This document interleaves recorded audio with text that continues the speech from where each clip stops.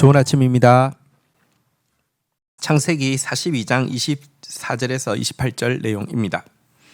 24절 요셉이 그들을 떠나가서 울고 다시 돌아와서 그들과 말하다가 그들 중에서 시므온을 끌어내어 그들의 눈앞에서 결박하고 25절 명하여 곡물을 그 그릇에 채우게 하고 각 사람의 돈은 그의 자루에 도로 넣게 하고 또 길 양식을 그들에게 주게 하니 그대로 행하였더라.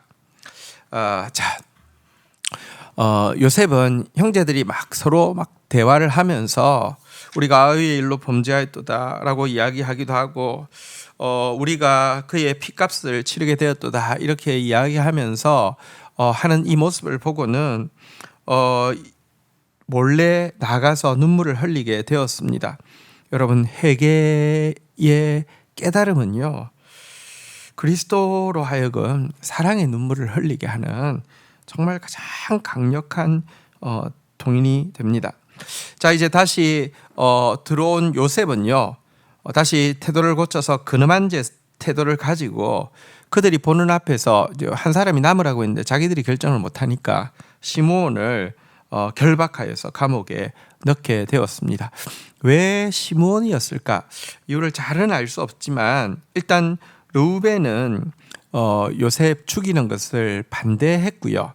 그 다음번 그 형이 시므온이기 때문에 그렇지 않을까 이렇게도 생각할 수 있고요.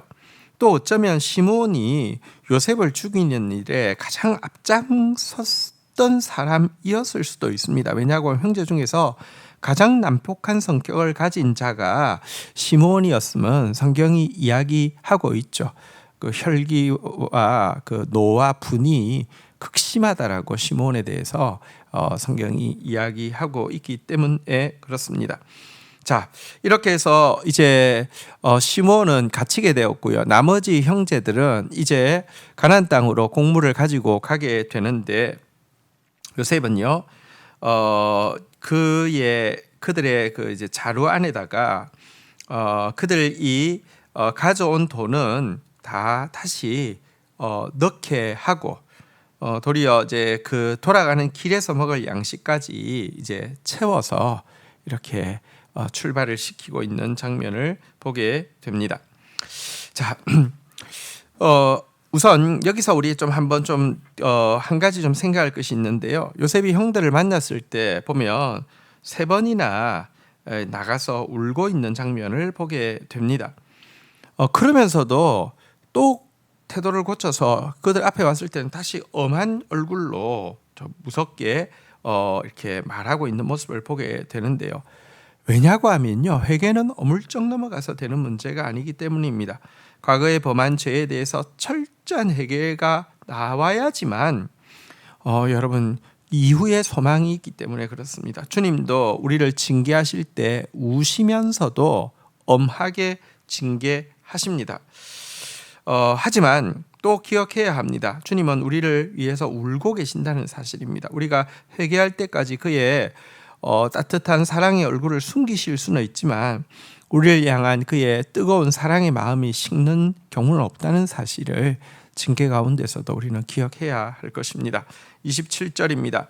한 사람이 여관에서 나귀에게 먹이를 주려고 자루를 풀고 본즉 그 돈이 자루 아기에 있는지라. 28절 그가 그 형제에게 말하되 내 돈을 도로 넣었다 보라 자루 속에 있다. 이에 그들이 혼이 나서 떨며 서로 돌아보며 말하되 하나님이 어찌하여 이런 일을 우리에게 행하셨는가 하고.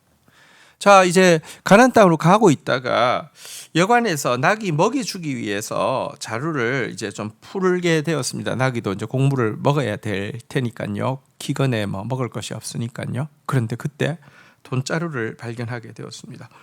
너무 놀라서 혼이 나가고 막 떨게 되었습니다.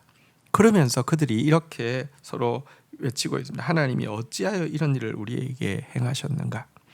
사실 여러분, 요셉이 그들의 형의 자루에 곡식을 채운 후에 지불했던 돈을 도로 넣은 것, 이거 트집 잡기 위함이 아니잖아요. 지금 뭐 군대를 다시 출동시켜서 잡기 위함이 아닙니다. 형제들을 긍휼히 여긴 까닭입니다. 사실 이것은 또 그리스도의 은혜를 상징하는 것이죠. 오라 너희 목마른 사람들아 물러나오라 돈 없는 자도 오라 너희는 와서 사 먹되 돈 없이 값없이 포도주와 젖을 사라. 하나님의 은혜를 이렇게 하나님의 긍휼을 보여주는 표시인데요. 하지만 여러분 지금 아직까지 이 형제들 안에서 이 죄의 문제가 온전히 해결되지 않았고요. 또 뭐랄까요? 아직까지 형제 안에 하나됨도 온전히 해결되지 않았습니다. 그 열 안에서도 막 분쟁과 갈등이 있고요. 막 서로 책임 전가하고 막 그 분노하는 그런 모습도 있고요. 또 한 가지는 특별히 요셉과 베냐민이라는 그들이 지금 공통적으로 왕따시키고 미워하는 이제 그래서 요셉은 이미 자기들은 이제 팔아먹었다라고 생각을 하고 있고 이제 작은 요셉인 베냐민이 또 있는데요. 이들 안에 진짜 하나됨, 열둘의 하나됨이 이루어지지 않았습니다. 그러니 여러분 이렇게 참 뭐랄까 진정한 회개와 진정한 하나됨에 이르지 않자 하나님이 주신 은혜마저도 하나님 주신 형벌로 느끼면서 두려워하고 있는 모습을 보게 됩니다.